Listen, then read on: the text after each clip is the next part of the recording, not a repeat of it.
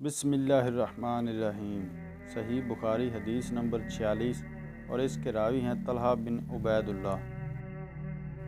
نجد والوں میں سے ایک شخص ان حضرت صلی اللہ علیہ وآلہ وسلم کے پاس آیا، سر پریشان یعنی بال بکھرے ہوئے تھے۔ ہم اس کی آواز کی بھن بھناہٹ سنتے تھے اور ہم سمجھ نہیں پا رہے تھے کہ وہ کیا کہہ رہا ہے، یہاں تک کہ وہ نزدیک آن پہنچا۔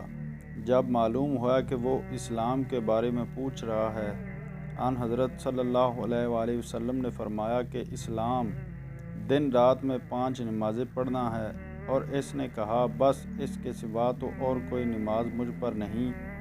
آپ نے فرمایا نہیں، مگر تو نفل پڑھے۔ ان حضرت صلی اللہ علیہ وآلہ وسلم نے فرمایا اور رمضان کے روزے رکھنا۔ اس نے کہا اور تو کوئی روزہ مجھ پر نہیں ہے۔ آپ صلی اللہ علیہ وآلہ وسلم نے فرمایا نہیں، مگر تو نفل روزے رکھے تو اور بات ہے۔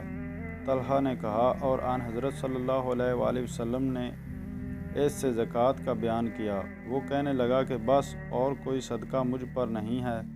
آپ صلی اللہ علیہ وآلہ وسلم نے فرمایا نہیں، مگر یہ کہ تو نفل صدقہ دے تو اور بات ہے۔ راوی نے کہا پھر وہ شخص پیٹھ موڑ کر چلا، یوں کہتا جاتا تھا خدا کی قسم، میں نہ اس سے بڑھاؤں گا نہ گھٹاؤں گا۔